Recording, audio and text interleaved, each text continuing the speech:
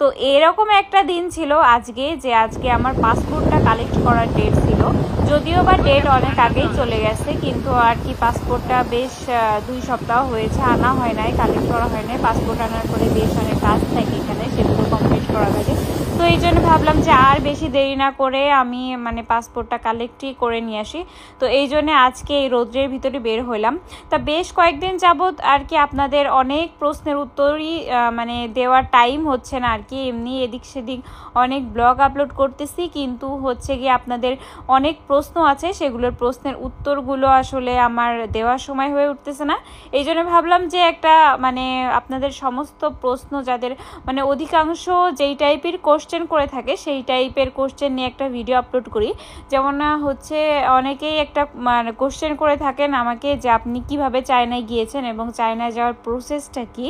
তো আজকে হচ্ছে এই ভিডিওতে মোটামুটি আমি ওই বিষয় সম্পর্কে বলবো যে চায়নায় যাওয়ার প্রসেসটা কি। তো সেই সম্পর্কেই বলি, চলুন শুরু করা যাক।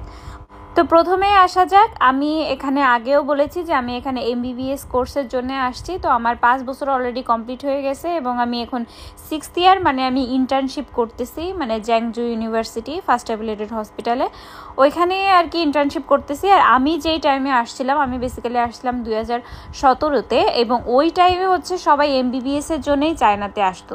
তখন আর কি ওই ইঞ্জিনিয়ারিং বা অন্যান্য সাবজেক্টের জন্য স্টুডেন্ট একটু কম আসতো, কিন্তু আসতো মোটামুটি। এবং আমাদের জ্যাংজু ইউনিভার্সিটিতে 18 সালের পর থেকে ইঞ্জিনিয়ারিং স্টুডেন্ট আসা শুরু করেছে, এবং ইঞ্জিনিয়ারিং স্টুডেন্টরা আসে মোটামুটি হচ্ছে গিয়ে ফুল ফ্রি স্কলারশিপ নিয়ে, হয়তো বা ডরমিটরি ফিটা তাদের নিজেদের সেলফ ফান্ড থেকে দেওয়া লাগে।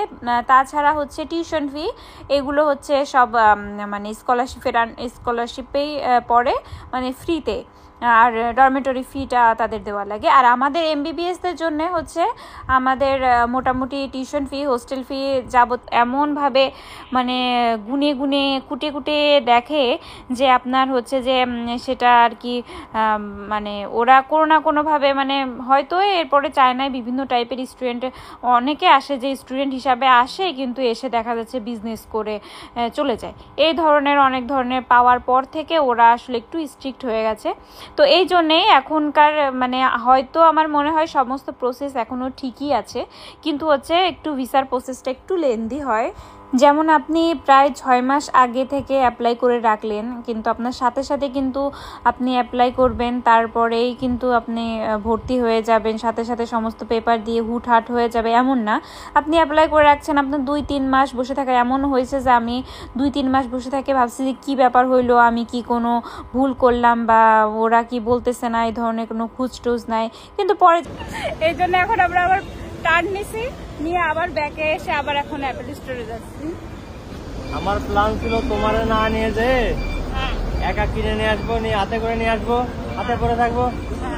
তুমি বলবা যে হাতে অ্যাপেল কোথা থেকে আসলো, আমি বললাম কিনে নিয়ে আসবো। আমি বলবো কি যে হাতে তোমার এটা কি পড়ছো, কার কাছ থেকে করে নিয়ে চলে আসছো তুমি? ওই কিনে নিয়ে আসছি, 1 লাখ টাকাই তো দাম। যাই হোক, এখানে বিষয়টা হয়েছে কি, আমি গেছিলাম আমার পাসপোর্টটা আনতে, কিন্তু আমার হাজবেন্ডের বেশ অনেক দিন ধরে আমাদের দুইজনেরই প্ল্যান ছিল যে ও একটা হচ্ছে গিয়ে অ্যাপেল ওয়াচ কিনবে। তো ভাবছিল নেক্সট মান্থে কিনবে, তারপরে আস্তে আস্তে এখন হঠাৎ মনে হলো যে এই মাসেই কিনবে। তো যেহেতু আজকে বের হয়েছি এবং প্রচণ্ড গরম ছিল, পরে সে ভাবলো যে আবার কবে বের হব, আর এই গরমে প্রায় ওই রোড যেহেতু বের হয়েছি এই সাইডেই আছি, সেহেতু ভাবলাম এই রোড দিয়ে যাওয়ার পথে একটু ঘুরে কিনে নিয়ে যাই। তো আমরা বেশ খানিকটা দূরই চলে আসলাম বাসার দিকে।